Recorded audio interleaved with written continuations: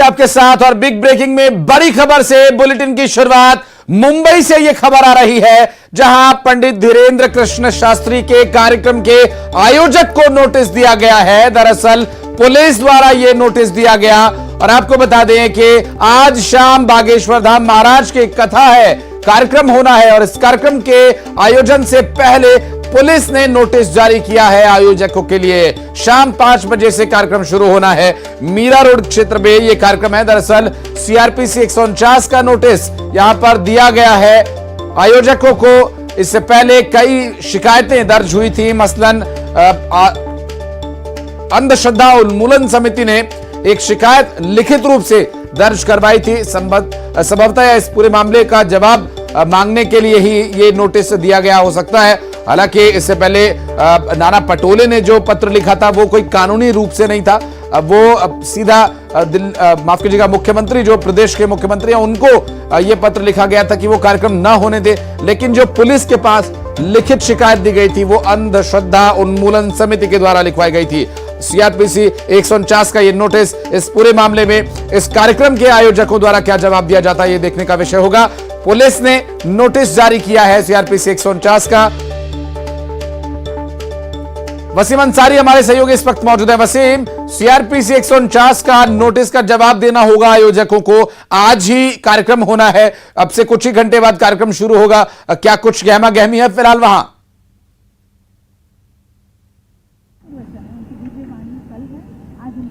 देखिए, सबसे पहले मैं आपको यहाँ का नजारा दिखाता हूँ, किस तरह से यहाँ पे इंतजाम किए गए हैं। यहाँ पे 7 गेट बनाए गए हैं और सामने स्टेज बनाया गया है। स्टेज बनाने के बाद इस सारी चीजों का इंतजाम किया है। खास करके सबसे अहम मुद्दा यह है कि जो धारा 149 को लेकर जो उन्होंने नोटिस भेजी है, इस नोटिस के जरिए कहीं ना कहीं विवाद खड़ा होने की आशंका जताई जा रही है, क्योंकि इस नोटिस के तहत ये कहा गया है कि किसी भी संत महात्मा या धार्मिक आस्था को ठेस पहुंचती है तो कहीं ना कहीं इसकी कार्रवाई आयोजक पे होगी। हमारे साथ विधायक गीता जैन है जो खुद इसकी आयोजक भी है। मैम, सबसे पहले हम आपसे यही पूछना चाहेंगे अपने दर्शकों के लिए कि 149 की नोटिस दी है, साफ तौर पे ये कहा गया है किसी की धार्मिक आस्था पर अगर कोई ठेस पहुंचता है तो आयोजकों पे कार्रवाई होगी। इससे पहले हमने देखा कि नागपुर में जब बाबा का कार्यक्रम था उस दौरान उन्होंने जो वक्तव्य किए थे, जिससे लेकर महाराष्ट्र के कई लोगों ने अपनी भूमिका रखी थी। ये नोटिस को आप किस तरह से लेती हैं? देखिए, ये पुलिस का रूटीन काम है इस तरह से आयोजकों को नोटिस देना, और मुझे नहीं लगता कि बाबा धर्म के विरुद्ध, कोई भी धर्म के विरुद्ध ऐसी कोई भी, मैंने अभी तक उनके इतने वीडियोस देखे हैं, लेकिन किसी भी धर्म के विरुद्ध उनका एक भी वक्तव्य नहीं है। इसलिए हमें उस नोटिस पे हम पे कार्रवाई होगी ऐसी कोई डर नहीं है। पुलिस का काम है नोटिस देना, वो उनके रूटीन में है ऐसे आयोजन में, क्योंकि बहुत सारे उनको कंप्लेंट्स दी है सबने, तो अंधश्रद्धा निर्मूलन समिति ने दी है, नाना पटोले जी ने दी है, और भी बहुत लोगों ने कुछ न कुछ ऐसे कहा है, वारकरी समाज ने कहा है। तो इसके लिए उनको 149 देना उनके रूटीन में है और हमें बिल्कुल भी उस बात की शंका नहीं है कि उस नोटिस को उन्होंने कुछ करना पड़ेगा, क्योंकि इतने समय से बाबा ने एक भी किसी धर्म के प्रतिकूल या उनका अपमान उन्होंने कहीं नहीं किया। अंधश्रद्धा निर्मूलन समिति लगातार विरोध प्रदर्शन कर रही है, जो उनकी बातें सामने रखी गई है उसी किस तरह से देखते हैं? उनका साफ तौर पे ये कहना है कि कहीं न कहीं अंधश्रद्धा फैलाने की कोशिश की जा रही है। देखिए, वो क्लीन चिट पा चुके हैं। नागपुर के इस वक्तव्य के बाद 3 महीने तक वो प्रोसीजर चली और उसके बाद बाबा को क्लीन चिट मिली है। उसके बाद भी अगर वो वही पॉइंट बार बार उठाना चाहते हैं तो वो, मुझे उनकी मानसिकता पे थोड़ा सा ये लगता है। मुझे कहीं भी, मैंने तो इतने सारे वीडियो देखे, देखिए मैं भी अंधश्रद्धा कहीं भी मैं विश्वास नहीं करती, लेकिन मुझे कहीं भी उनमें अंधश्रद्धा नहीं दिखी। आशीर्वाद हमारे संत महात्मा, मुझे लगते हैं हर एक संत महात्मा हमें आशीर्वाद देते हैं, तो उनका भी आशीर्वाद लेने में कहाँ तकलीफ है हमारे। नाराजगी है लोगों की, खासकर कांग्रेस विरोध प्रदर्शन करने तक की आ गई। सीएम को पत्र लिख दिया। आप सीएम के एक घटक दल है, उनकी सहयोगी पार्टी, उनकी सहयोगी हैं। मुझे सीएम जी की तरफ से एक भी बार ऐसा नहीं कहा गया कि आपको ये बंद करना है। इसका मतलब मैं सही रास्ते पे जा रही हूँ। मैं सीएम जी का, डीसीएम जी का धन्यवाद करना चाहूंगी कि आपने सही चीज को पहचाना। अब जो विरोध कर रहे हैं उनका विरोध का सही कारण जानने की कोशिश करें, क्योंकि हिंदू संत महात्मा आ रहे हैं इसलिए विरोध कर रहे हैं क्या? किसी और धर्म के आते तो वो वही विरोध करते क्या? अपने गिरेबान में वो खुद झांके, अपने आत्मा को टटोले और फिर ऐसे विरोध प्रदर्शित करे। मुझे नहीं लगता है कि जो कारण दिए वो सही कारण है। हमारे कई दर्शक देख रहे हैं, लाइव शो चल रहा है। ये जो इंतजाम किए गए हैं इसके बारे में कुछ बताएं, कैसे लोग यहाँ पर आए ताकि इनको गड़बड़ी ना हो? देखिए, हमने इस इतने बड़े मैदान के लिए करीब करीब सभी लोगों को अलग अलग, यानी महिलाओं का अलग प्रवेश, वृद्धों का, बच्चों का, बीमारों का, इस तरह से हमने ये खंड बनाए हैं। तो यहाँ सभी पवित्र नदियों के नाम देके हमने एक व्यवस्था रखी है कि उस गेट से यहाँ इतना पहले भरेगा, दूसरे गेट से ये इतना भरेगा, ताकि कहीं एक गेट पे न धक्का मुक्की हो, न कहीं भीड़ बेकाबू हो। और शिस्त से लोगों ने खाली भी करना चाहा तो 10 मिनट में 9 गेट के जरिए ये मैदान खाली हो सकता है। तो ऐसी कोई भी हमने व्यवस्था में कसर नहीं छोड़ी है। यहाँ पंडाल के बाहर भी बहुत सारे लोग हैं। मैडम से ये भी पूछे, वो लोग अलग अलग राज्यों से आए, उनके लिए क्या कोई व्यवस्था है? क्योंकि काफी रात से ही वेट कर रहे हैं वो लोग। मुझे इससे ज्यादा व्यवस्था की जरूरत नहीं लग रही है, और ये व्यवस्था हमारी है। एक अलग से यहाँ मैदान है, वहाँ स्क्रीन लगी। एक चीज और देखा गया कि अलग अलग राज्यों से लोग देर रात यहाँ पहुंच चुके हैं, कई लोग फुटपाथ पे भी रखे हुए हैं, उनके लिए किस तरह की व्यवस्था की गई है? हमने 2 स्कूल खोली हैं, क्योंकि हमें ये एक्सपेक्टेशन नहीं था। अच्छा, ये भी नहीं पता था कि कितने लोग आएंगे, किसी ने हमसे इस तरह से कांटेक्ट नहीं किया था।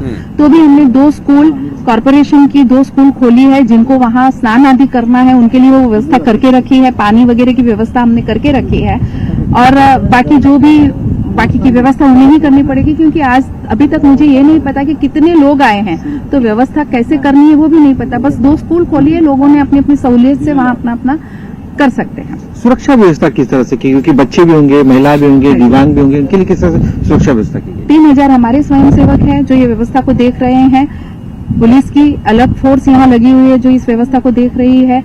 हमारे अपने प्राइवेट बाउंसर्स जिसे कहते हैं, सुरक्षा रक्षक, वो यहाँ आए हुए हैं, वो भी व्यवस्था में मदद करेंगे।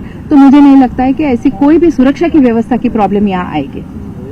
ये थी गीता जैन जी, जिन्होंने साफ तौर पे इस पूरे कार्यक्रम के बारे में जानकारी दी है, और उनका साफ तौर पे कहना है किसी भी किस तरह से कोई भी असुविधा नहीं होगी, इतना इंतजाम किया गया है। एक सवाल और है मैडम, पास में है, अगर हो सके तो आप वापस जाकर ये प्रश्न कीजिएगा। नाना पटोले का पत्र और अंधश्रद्धा उन्मूलन समिति का ये पत्र, चुनावी साल है, और कई बार चूंकि बाबा बागेश्वर बहुत प्रसिद्ध नाम है, जो भी नाम इनके साथ जुड़ता है वो प्रसिद्ध हो जाता है। क्या ये चुनावी साल का कोई एजेंडा बनाकर अपने आप को फेमस करने का एक प्रयास है? 3 बॉटल तो खत्म कर दे, ले सकते हैं ना, अभी आपका बाकी है। अच्छा, मैम, जिस तरह से देखा गया, एक तो नाना पटोले का लेटर, अंधश्रद्धा उन्मूलन समिति का लेटर, चुनावी साल शुरू हो चुका है, क्या एक पूरा एजेंडा तैयार किया जाएगा चुनावी माहौल बनाने का? कब है चुनाव? कब है चुनाव? 2024 आपको लगता है ये चुनावी माहौल है तो चुनाव की डेट डिक्लेयर हो गई? कुछ अंदाज दिया गया इस महीने में चुनाव है? देखिए, लोगों को कुछ भी कहना है, विरोध दर्शाने के लिए, उनका मेन मुद्दा क्या है? ये हमारी पवित्र धरती, यहाँ बहुत सारी भागवत कथा, राम कथा होती है, तब उन्होंने विरोध नहीं किया कि ये हिंदू धर्म का प्रभावना हो रहा है। और अगर ये आते हैं और अपने सनातन धर्म का प्रचार करते हैं तो विरोध क्यों है? क्या दूसरे धर्म के धर्मगुरु या मौलवी जी आते तो आप वही विरोध करने वाले थे क्या? पहले ये उनके अंतरात्मा से वो पूछे कि ये विरोध किस कारण वो कर रहे हैं, उसके बाद उन विरोधियों का जवाब देना मुझे आता है। लेकिन 2024 बहुत ही नजदीक है, पार्टियां अपनी तैयारियों को साफ तौर पे दिखाई दे रही है, स्थानिक चुनाव भी नजदीक है, डेट कभी भी डिक्लेयर हो सकती है। सर, कैसे, कितने ऐसे चुनाव हैं जो 3-3 साल से हुए नहीं है? क्या आप और मैं ये कह सकते हैं कि 2024 की इस डेट को चुनाव होने ही वाले हैं? किसी को पता था कि 3 साल से कॉर्पोरेशन के जहां जहां चुनाव नहीं हुए कोरोना के कारण, कोई ऐसा भविष्य था कि कोरोना के कारण 3 साल तक कोई चुनाव नहीं होंगे? बाबा जहां से आ रहे हैं उस राज्य में भी चुनाव है इसी साल। भगवान नहीं है जानने के लिए में क्या होगा। इसे प्लीज राजनीति रंग ना दे। हमारी तो ये मीरा भाईंदर धर्म की पवित्र भूमि है। सबसे ज्यादा एमपी में भी चुनाव इसी साल, मैडम, और जो भी आ रहे हैं बागेश्वर बाबा, जिस तरह से ये प्रोग्राम एमपी में नहीं हो रहा है। ये प्रोग्राम जहां हो रहा है वहां दूर दूर तक कहीं भी चुनाव के आसार नजर नहीं आ रहे हैं। अभी तक कोई डेट डिक्लेयर नहीं की, अंदाजन कोई महीना नहीं डिक्लेयर किया गया। और संत महात्मा को क्या लेना देना था राजनीति प्रचार से? कभी उनके मुख से आपने राजनीति का प्रचार सुना है क्या? वो सनातन धर्म का प्रचार करते हैं। हमारे जैनाचार्य आते हैं, वो जैन धर्म का प्रचार करते हैं। हमारे बौद्ध धर्मी आते हैं, वो बौद्ध धर्मी का प्रचार करते हैं।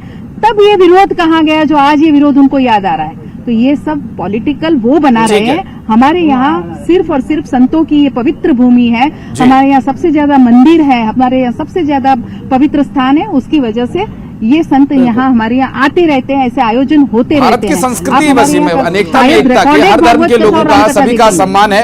और लेकिन कई बार राजनीतिक एजेंडा भी वसीम बन जाता है। हालांकि मैडम इस बात को नकार रही हैं और धार्मिक आयोजन है, ठीक है, बहुत अच्छी बात है, धर्म का प्रचार करना, सभी धर्मों को इसकी स्वतंत्रता, भारत का संविधान यह स्वतंत्रता देता है, लेकिन लोगों की श्रद्धा के साथ कोई खिलवाड़ नहीं होना चाहिए। इसके लिए एक नोटिस 149 दिया गया है, इसका ध्यान हो सकता है कि आयोजकों को रखना पड़े, अन्यथा पुलिस कार्रवाई भी हो सकती है। बहुत शुक्रिया वसीम आपका इस पूरे मामले पर जानकारी देने के लिए।